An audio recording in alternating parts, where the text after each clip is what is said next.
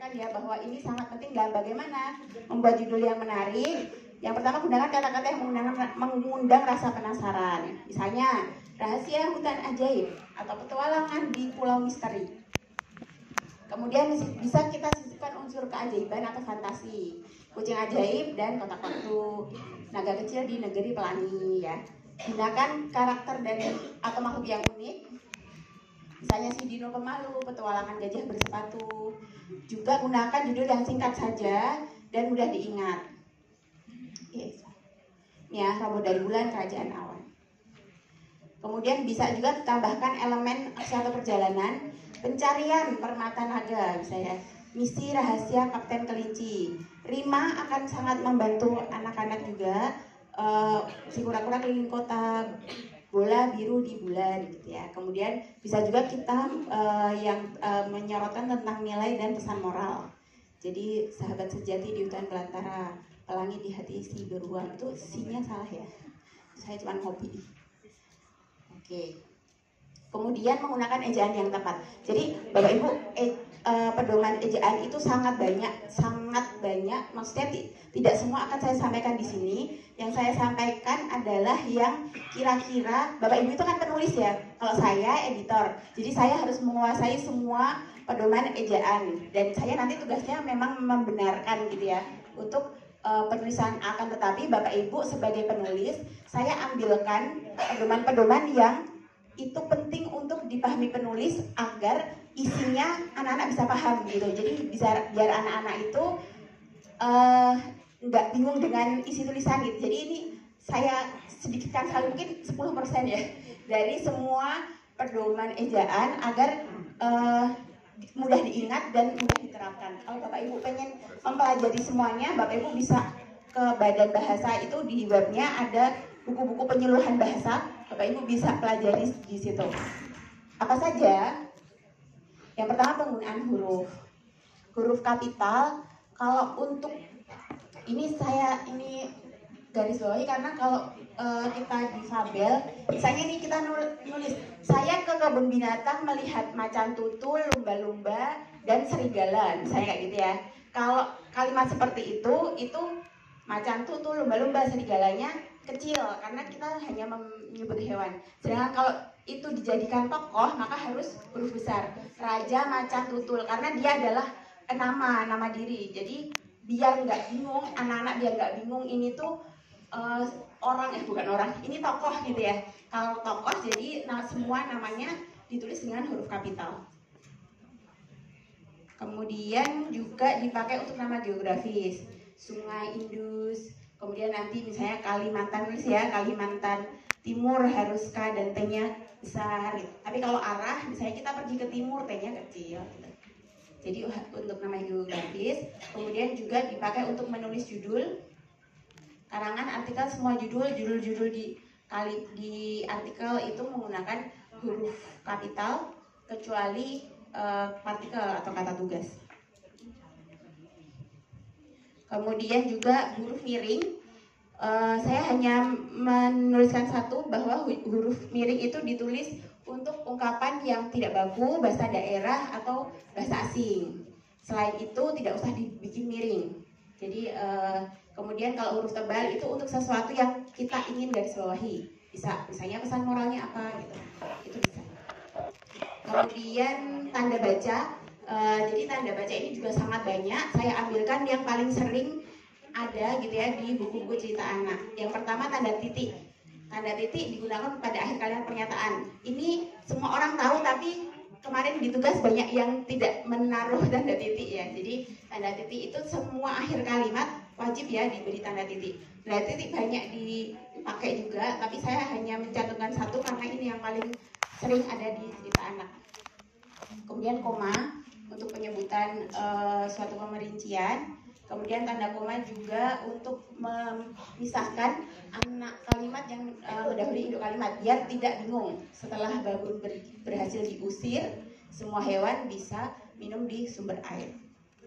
Kemudian juga untuk keterangan tambahan, temanku Rani suka membaca. Kalau nggak pakai koma, temanku Rani suka membaca. Bingung ya? temanku Rani suka ini gimana, makanya temanku itu Rani gitu ya, temanku Rani suka membaca.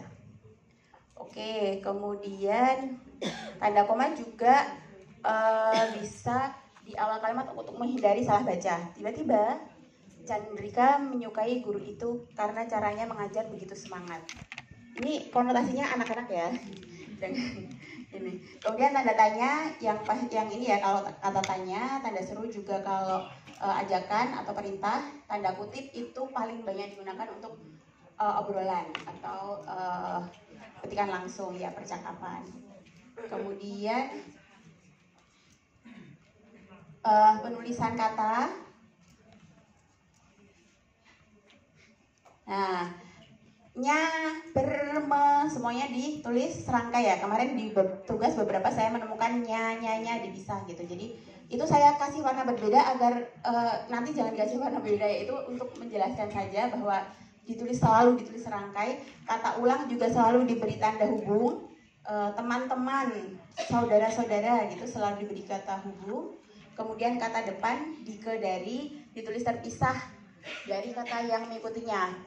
Sudah tahu ya Bapak Ibu bedanya di yang harus ditulis serangkai dan ditulis terpisah? Tahu. Sudah, bagaimana cara membedakannya? Kalau tempat dipisah. Kalau bukan tempat Iya, kalau kata depan dipisah, kalau imbuhan digabung. Kalau di antara dipisah apa digabung? digabung. Kenapa di antara digabung? Suatu kata, satu kata, Satu rangkaian kata. di antara dipisah apa digabung? Di antara. Digabung di antara. Saya kasih cara cepat untuk mengetahui itu dipisah atau digabung. Bapak Ibu bisa menambahkan kata me di depannya. Jadi me antara itu kebaca apa enggak? Nah, kalau karena me antara dia bukan kata kerja gitu ya, jadi dia dipisah ya. Jadi di antara itu dipisah. Di sana Dipisah. Di sana Karena dipisah. tempat itu. Oke.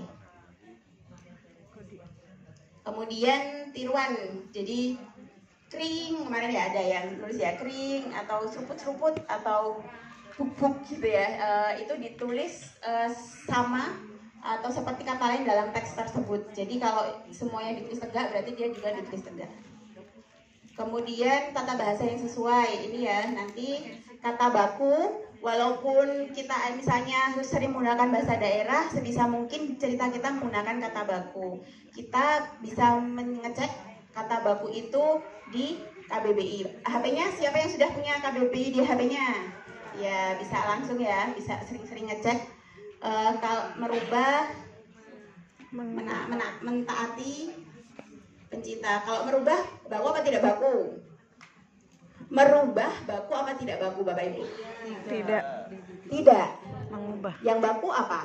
Mengubah. Oke. Karena Kalau bukan mentaati? Menaati karena dia KTSP ya. Kalau pecinta kucing, anakku pecinta kucing. Dika pecinta kucing. Harusnya apa? Pencinta. Oke. Sudah banyak yang tahu ya. Jadi sebisa mungkin kita tetap mengenalkan kata-kata baku kepada anak-anak. Kemudian kita menggunakan kata atau istilah yang mudah dipahami, karena kalau dia itu juga dapat kalimat yang mudah dipahami kayak kemarin ya, kucing lucu warna kelabu gitu ya. Jadi bisa ditandai dengan adanya kesesuaian antara kata dan huruf secara teratur. Misalnya kalau kita pakai ini alih-alih menggunakan alternatif, kita bisa pakai pilihan. Produktif kita bisa pakai giat, rajin, aktif. Saksama kita pakai tekun. Bukan berarti kita tidak boleh mengenalkan kata-kata yang baru ya, akan tetapi kita lihat tujuan kita nulis itu. Kalau di buku cerita itu kita memang pengen mengenalkan, kan ada ya memang tujuan kita itu pengen mengenalkan istilah-istilah, kita boleh pakai, nanti dikasih keterangan gitu ya, boleh pakai catatan kaki atau boleh juga dicerita atau dijelaskan gitu, dijabarkan gitu. Tapi kalau misalnya kita lebih pengen memfokuskan pada isinya atau pesannya gitu, lebih baik kita pilih kata-kata yang tidak bikin bingung anak-anak gitu ya, karena biar mereka fokus ke pesannya. Gunakan kalimat yang pendek. Ini tadi ya, pembaca awal itu maksimal 5 kalimat per halaman, juga maksimal 7 kata per kalimat. Kalau sudah lebih naik 9 tahun itu masih sama, tapi maksimalnya bisa 9 kalimat per halaman. Kemudian nanti naik lagi bisa masih jadi boleh ada paragraf. Kalau yang B1 B2 belum ada paragraf. Kemudian nanti di 8 sampai 10 tahun sudah dikenalkan paragraf. Kemudian nanti semenjana itu sudah bisa ada paragraf, satu kalimat, maksimalnya 20 kata, maksimal sekali ya. Kemudian kita juga perlu menggunakan paragraf yang efektif, jadi jelas gitu ya, ada satu kalimat utama dan beberapa kalimat penjelas gitu, jadi tidak bingung. Nah kemudian ini ya rangkumannya, jadi nanti bisa dibaca lagi sesuai yang tadi saya sampaikan. Kemudian hal lain adalah kata-kata dalam bahasa Indonesia yang berasal dari bahasa daerah atau lokal yang berkonotasi negatif. Bapak Ibu bisa ganti ke yang netral agar tidak menimbulkan kebingungan anak-anak ya. Misalnya butuh itu kita pakai perlu saja. Kemudian juga sadisme pelecehan itu jika tidak sangat penting, jika tidak mengubah isi gitu ya, lebih baik dihilangkan, atau kalau misalnya harus ada diperhalus. Kemudian juga harus lengkap ya, misalnya itu pada suatu hari badai yang datang dengan diawali dengan guntur. Ini bingung badai, ini tidak ada apanya. Kalau yang pada suatu hari badai yang datang dengan diawali ledakan guntur itu tidak ada apa? Tidak ada. Oh iya, maksudnya kalau kita bikin kalimat itu harus ada subjek dan harus ada predikat. Kalau pada suatu hari badai yang datang dengan diawali ledakan guntur itu tidak ada predikatnya, karena badai kan subjek, yang datang dia ke keterangan, jadi dihilangkan yangnya, badai datang dengan diawali guntur. Harus ada ya, jadi satu kalimat harus ada subjek dan predikatnya. Untuk cerita anak, kebiasaan buruk tetapi tidak mengurangi keutuhan isi cerita sebaiknya juga dihilangkan. Misalnya ini seorang awak duduk sambil menenggak minuman keras di buritan, kita ganti aja sambil duduk bersantai gitu ya. Ya, jadi kebiasaan buruk dihilangkan. Kemudian sponsor juga biar tidak salah fokus gitu ya. Seorang wanita menelpon petugas pemadam kebakaran menggunakan iPhone 14-nya. Itu kan, aduh, anak-anak langsung salah fokus nih ya. Jadi kita gunakan saja yang lebih umum. Oke. Kemudian percakapan jangan dibuat panjang seperti ini ya. Tapi setiap percakapan kalau ganti orang harus ganti baris. Jadi seperti ini. Jadi ganti orang, ganti baris. Nah ini ya hal-hal yang saya sarikan dari dari buku dari pedoman penyuntingan. Ini semoga gitu ya, semoga menjadi pedoman Bapak Ibu, nanti akan di-share ya. Kita akan sedikit membahas tugas-tugas ya, tugas dari Bapak Ibu.